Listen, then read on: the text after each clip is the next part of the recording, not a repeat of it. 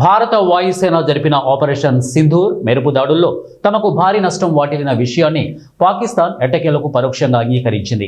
ఈ సైనిక చర్యలో 13 మంది సైనిక సిబ్బంది సహా 50 మందికి పైగా ప్రాణాలు కోల్పోయినట్లు ఘటన జరిగిన 3 నెలల తర్వాత అంగీకరించింది.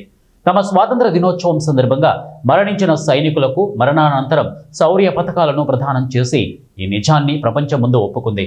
జమ్మూ కాశ్మీర్లోని పహల్గామ్లో ఏప్రిల్ 22న జరిగిన ఉగ్రదాడిలో 26 మంది పర్యాటకులు మరణించిన సంగతి తెలిసిందే. లష్కర్ ఏ తోయిబా అనుబంధ సంస్థ అయిన ద రిసెప్షన్స్ ఫ్రంట్ ఈ దాడికి బాధ్యత వహించింది. దీనికి ప్రతీకారంగా మే 7వ తేదీ తెల్లవారుజామున భారత వాయుసేన ఆపరేషన్ సింధూర్ పేరిట పాక్ ఆక్రమిత కాశ్మీర్లోని 9 ఉగ్రవాద శిబిరాలపై మెరుపు దాడులు జరిపింది. ఈ దాడుల్లో 100 మందికి పైగా ఉగ్రవాదులను మట్టుబెట్టినట్టు భారత ప్రభుత్వం అప్పట్లో ప్రకటించింది. అయితే ఈ దాడులపై ఇన్నాళ్లు మౌనంగా ఉన్న పాకిస్తాన్ ఆగస్టు 14న తమ స్వాతంత్ర దినోత్సవం సందర్భంగా అసలు నిజాన్ని బయటపెట్టింది. అధ్యక్ష భవనంలో జరిగిన ఓ కార్యక్రమంలో ప్రధాని షహబాజ్ షరీఫ్ చేతుల మీదుగా ఆపరేషన్ సింధూర్ సమయంలో మరణించిన సైనిక సిబ్బందికి మరణానంతరం పురస్కారాలు అందజేశారు.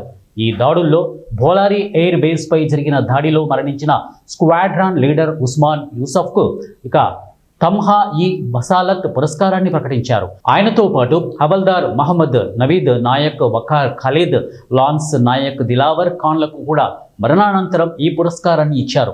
భారత దాడులు జరిగిన నూర్ ఖాన్, సర్దోష్, అలాగే జకోబాబాద్, బోలారీ, షార్కోట్ వైమానిక స్థావరాల్లో పలువురు గాయపడినట్లు కూడా సమాచారం. ముఖ్యంగా నూర్ ఖాన్ ఎయిర్ బేస్లో జరిగిన దాడిలో కొందరు అమెరికన్ టెక్నీషియన్లు సైతం గాయపడినట్లు విశ్వసనీయ వర్గాలు తెలిపాయి.